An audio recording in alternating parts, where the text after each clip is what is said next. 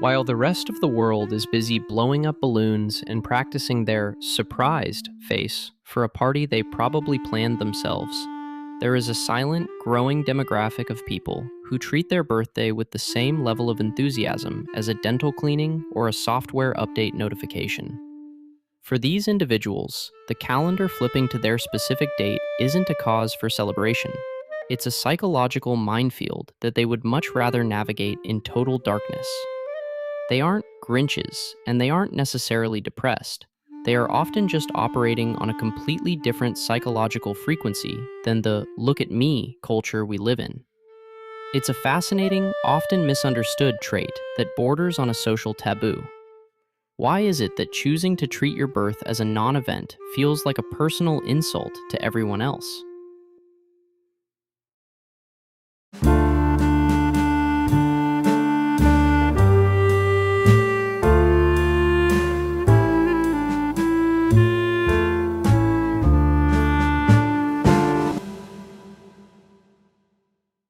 Before we peel back the curtain on why some of us would rather hide under a desk than blow out a candle, I have a question that might ruffle a few feathers. Do you think people who insist on celebrating birthday months are genuinely happy? Or are they just desperately trying to fill a void of validation that they can't find the other 11 months of the year? I'm genuinely curious because I read and reply to all the comments, and your takes on these social rituals always give me a new perspective. Also, if you're one of those people who keeps your birthday hidden on social media to avoid the wall of HBD messages from people you haven't spoken to in a decade, hitting that like button makes my day and puts a massive smile on my face. It's a silent high five between those of us who value substance over spectacle. As the legendary psychologist Carl Jung once said, "The privilege of a lifetime is to become who you truly are." For the birthday avoider, who they truly are often clashes violently with the performative, high-energy persona that society demands on that one specific day. To understand the deep psychology here, we have to start with the spotlight effect. This is a cognitive bias where people tend to believe they are being noticed more than they actually are. For most, a birthday is a chance to lean into that spotlight. But for a certain psychological profile, that spotlight feels like an interrogation lamp.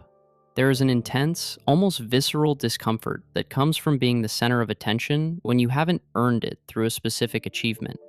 A birthday is a celebration of mere existence, and for someone who values utility or merit-based recognition, being celebrated just for being born feels unearned, awkward, and deeply exposing. It's like being forced to stand on a stage while a crowd watches you eat a sandwich. There's no act to perform, yet you are the show. This creates a state of hypervigilance. You are suddenly aware of your posture, your facial expressions, and your reactions to gifts. You aren't experiencing joy, you are managing a performance of joy. This leads us into the social contract of celebration. When someone throws you a party or buys you a gift, an unwritten debt is created. Psychologically, we are wired for reciprocity. If someone makes a big deal out of your day, you are now under a subconscious obligation to be happy enough to justify their effort. If you aren't beaming with delight, you're seen as ungrateful. If you aren't the life of the party, you've ruined the event. For many, the cost of the celebration, the emotional labor of managing other people's expectations of your happiness, is simply too high. It's easier to cancel the day entirely than to spend 24 hours making sure everyone else feels good about the way they are celebrating you. It's a sarcastic twist of fate. The guest of honor often ends up being the person doing the most emotional work in the room. We also have to look at the childhood blueprint. Our relationship with our birthday is almost always a reflection of how our needs were met or ignored as children. For some, the fear of celebrating comes from a history of birthday disappointment. Maybe you had a parent who made your birthday about them, or perhaps you had a significant birthday where no one showed up, and the sting of that rejection was so sharp that your brain decided to pre-reject the day forever as a defense mechanism. By deciding that the day doesn't matter, you take the power away from everyone else. You can't be let down if you weren't looking up in the first place. It's a form of proactive coping.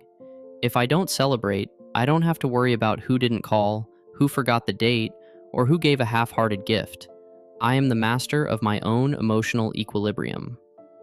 On a deeper, more existential level, birthdays are nothing more than a ticking clock. For the philosophically sensitive, a birthday isn't a celebration of life, it's a countdown. It is a stark annual reminder of mortality salience, the psychological term for the awareness that your time is finite.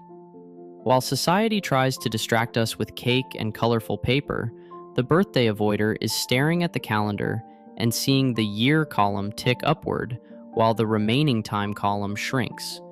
This can trigger a phenomenon known as the birthday blues. It's a period of intense self-reflection and often self-criticism. We look at where we thought we would be at this age versus where we actually are. If there is a gap between your ideal self and your actual self, your birthday becomes a day of mourning for the life you haven't lived yet. Being told to be happy and party while you are mourning your own lost potential is a recipe for psychological dissonance. It's like being told to dance at a funeral, specifically, the funeral of your younger self. Then there's the issue of social anxiety and the digital audience. In the age of social media, your birthday has been outsourced to an algorithm. There is a specific kind of dread that comes with seeing a notification count climb on your phone, knowing that each one is a low-effort social obligation you are now expected to acknowledge. Thanks, thanks, thanks. It's a repetitive, hollow ritual that feels more like administrative work than genuine connection. For an introvert or someone who values deep, authentic intimacy, the happy birthday wall post is the ultimate symbol of superficiality. It's a social ping that requires a pong, and for someone already struggling with social battery depletion, a birthday is just a day of forced, low-quality networking. Interestingly, there is a certain power play involved in not celebrating. By opting out of the birthday economy, you are signaling a high level of self-sufficiency. You are telling the world that your internal validation is so strong that you don't need a designated day for people to tell you that you matter. It's a quiet form of rebellion against the validation industrial complex. There is a sarcastic pleasure in knowing your own worth while everyone else is scratching their heads, wondering why you won't let them buy you a drink. It's the ultimate availability paradox move. By making yourself unavailable for celebration, you actually increase your perceived value in the eyes of others. People become obsessed with trying to crack your shell, which, ironically, gives you even more control over the social narrative. We should also consider the identity fusion aspect. Some people view themselves as the person who doesn't care about their birthday. It becomes a core part of their personality, the stoic, the low-maintenance friend, the one who is too busy for trivialities. Once you've established this identity, it becomes very hard to break. If you suddenly decided to have a huge 30th birthday bash after 10 years of silence, you would feel like a hypocrite. You were trapped by your own reputation for being low-key. This is a form of cognitive consistency. We want our actions to align with our past behavior, even if our internal desires have changed. You might secretly want a cupcake, but you'll settle for a just another day black coffee because that's the character you've written for yourself. But what about the fear of being forgotten? This is the flip side of the coin. Some people don't celebrate not because they don't want to, but because they are terrified that if they did try to celebrate, no one would care. It's the empty party room phobia. To avoid the possibility of a low turnout, they simply never issue the invitation. They tell everyone they don't do birthdays as a way to hide the fact that they are afraid of being invisible. It's a psychological shield. If you don't play the game, you can't lose. This is often linked to low self-worth. If you don't believe you are worthy of space, time, or attention, the act of claiming a whole day for yourself feels like an act of extreme arrogance that you aren't prepared to defend. You shrink your presence to avoid the risk of being rejected. There is also a generational shift happening. For older generations, a birthday was often one of the few times you were truly the center of attention. But for the selfie generation, every day is a birthday. We live in a constant stream of self-documentation and micro-celebration.